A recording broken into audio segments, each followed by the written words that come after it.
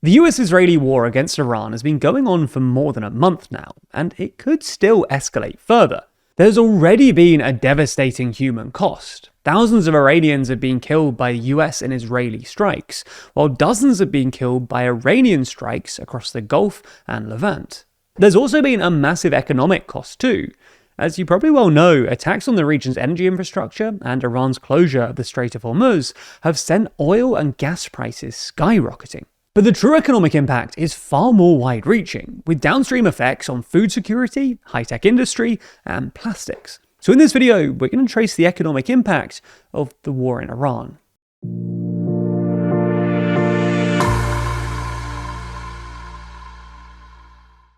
Never miss an episode and always feel in the loop by subscribing and ringing the bell.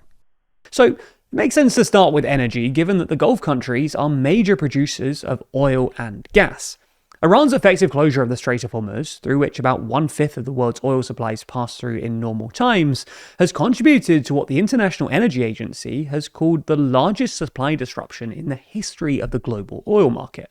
With hundreds of tankers stranded and unable to leave the Persian Gulf, export routes severely limited, and storage capacity filling up, Gulf producers have been forced to cut oil production.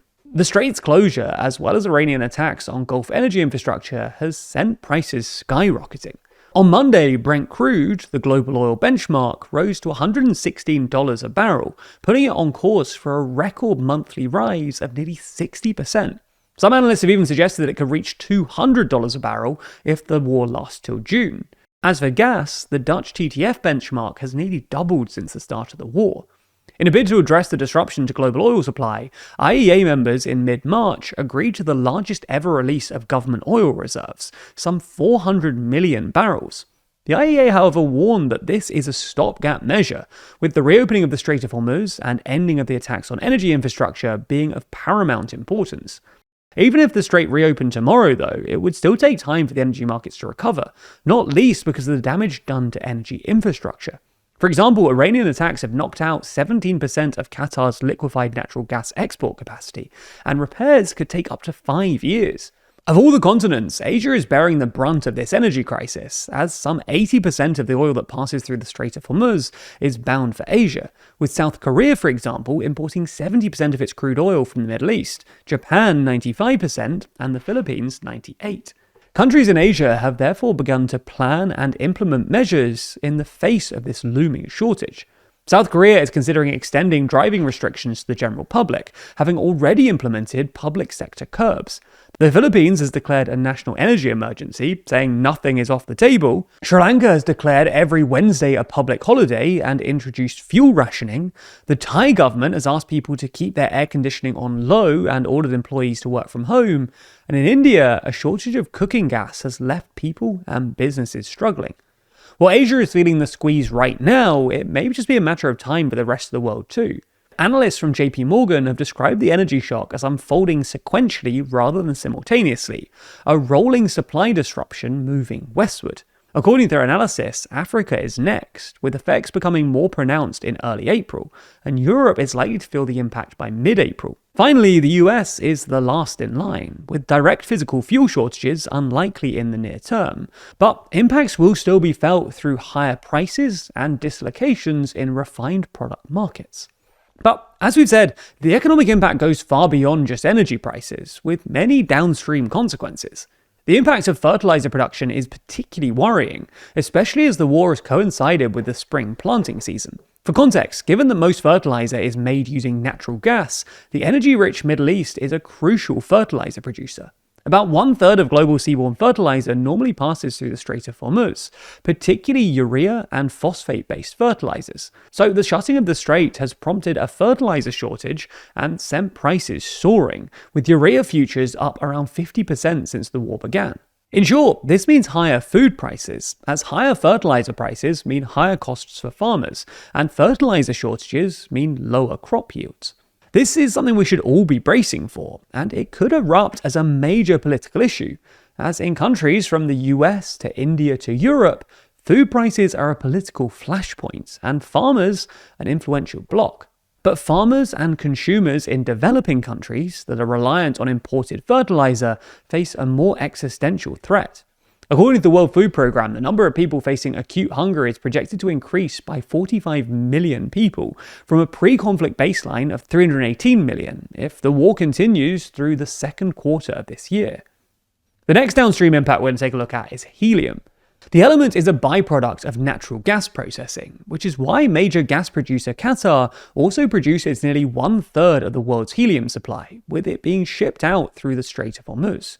The war-induced helium shortage poses a real risk to global tech supply chains, as helium is used at several key stages in the manufacture of semiconductors and microchips that power modern electronics. While chip makers like TSMC and Samsung are currently able to rely on stored and pre-shipped helium, industry consultant Phil Kornbluth said right now it's still sunny on the beach, but there's a tsunami coming. So the industry will be hoping for a swift end to the war if it's going to continue meeting relentless AI-driven global chip demand. And finally, the petrochemicals and plastic industries are similarly disrupted. Virtually all plastics are derived from fossil fuels, and while you might be used to using paper straws and tote bags, it's hard to overstate how central plastics are, from packaging to automobile parts to toys to the medical industry to uses within manufacturing processes.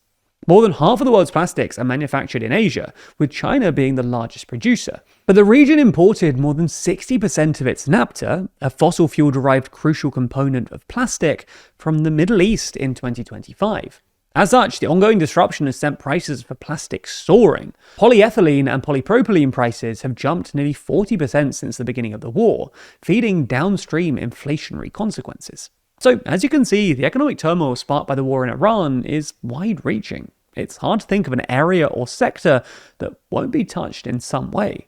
As for how bad things might get, and for how long it might last, that really depends on where the war goes from here. The fact that this remains an open question makes it harder for businesses, investors, and people in general to know how to respond, and adds an extra layer of uncertainty for global markets. As Barclays analysts wrote, a dense fog has been induced by the inconsistent communication coming from the Trump administration about the war, its objectives, its duration, and its potential expansion or its off-ramps.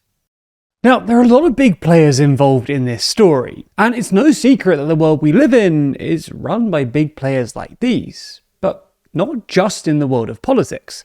Big companies also have a complete monopoly over the world we live in, and avoiding them is kind of out of our control, as they seep into every part of our day-to-day life.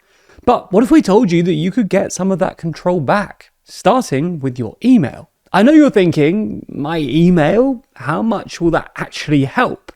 Well, your email is personal to you, and it's important to keep hold of what's yours. Most messaging apps make sure to let you know that your messages are end-to-end encrypted. So why do emails deserve any less? Well, thankfully, Proton Mail offers a solution to this. It's a private, secure alternative to big companies like Gmail, and will give you everything you need to be productive while also keeping those pesky ads away from your inboxes. Although it's more than just the annoying ads, it's the fact that every single person is born with privacy, but now that privacy is essentially non-existent because of our digital world. Today, children begin building their digital identity before they're even born, without them even having a choice. Email inboxes weren't created to protect children. They were designed to collect data and feed that information into AI systems that will shape the way they're categorized and targeted for life. That's where Proton Mail's Born Private campaign comes in, as they offer a complete generational reset, giving you the opportunity to reserve an email account for your child. Their account can easily be reserved today, and it can be secured and protected for up to 15 years. This will give your child a secure digital start from day one, as when they're ready, their inbox is waiting, private, clean, and fully theirs. So if you want to take back your privacy, or protect the future privacy of your family, start using Proton Mail for free using our link at proton.me/bp/TLDR, and you'll be one step closer to a fully protected online experience, free from data exploitation.